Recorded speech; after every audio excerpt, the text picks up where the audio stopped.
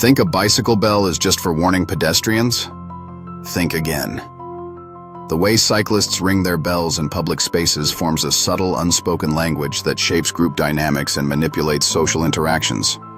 A quick single ring often signals a polite request to pass, establishing the rider as courteous and non-confrontational. But a series of rapid, sharp rings can create urgency or even tension, pushing others to move quickly or feel pressured.